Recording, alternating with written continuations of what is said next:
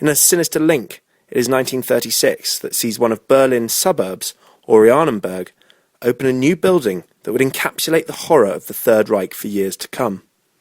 Again, we can see how memory is inscribed into the stone of the city, and this time, Sachsenhausen Camp reveals Berlin's darkest truths. Oranienburg is a leafy suburb about 45 minutes northwest of the centre. A quiet, middle-class dormitory suburb of neat houses and wide boulevards. With an Audi and Volkswagen dealership just down from the station, this could be any suburb in any European capital today.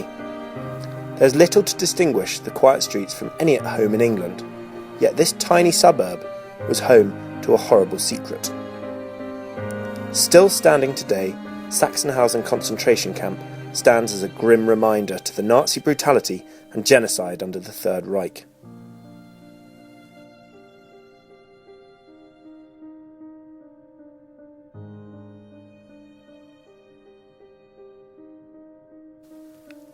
As many as 200,000 prisoners went through the gates between 1936 and 1945.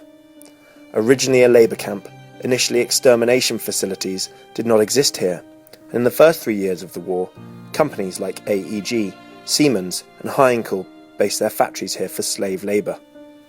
In 1943, the shadows drew longer in Oranienburg, and it is impossible to imagine how any of the local residents were not aware of the incinerator chimneys that saw 30,000 prisoners' bodies destroyed. Many more prisoners were held here in appalling conditions, only to be packed onto trains destined for Auschwitz and Treblinka in the east.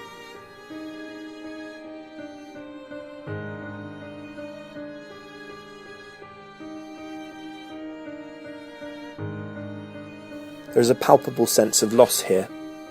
Cold cells still stand. The walls once echoed beatings and moans of starving human beings. The gallows rot in their original brackets, and a firing wall sits in a trench that once swam with blood of innocent men and women. Under the grass, the gas chamber still lies, forever a reminder of a Holocaust that destroyed not only generations of Europe's Jews, but countless homosexuals, Romani gypsies, Russian prisoners of war, and political activists.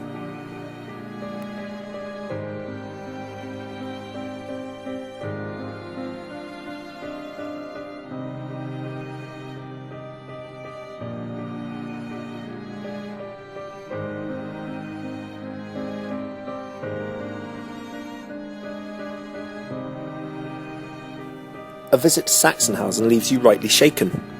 The camp is a grotesque structure of human butchery. It is interesting that far from hiding this history, Berliners have brought it into the city centre in the form of an impressive Holocaust memorial. The memorial fills acres of central Berlin. The most expensive real estate in the city is given over to the memory of the murdered, a sound reminder of the importance not to forget. Like the other buildings in the city, this architecture speaks to us and is open to interpretation by all visitors in their own personal way as the artist intended. The rows of uniform blocks are buried at different heights. Though appearing level at the surface, the site falls away at the centre until you stand well below street level in a ravine of stone.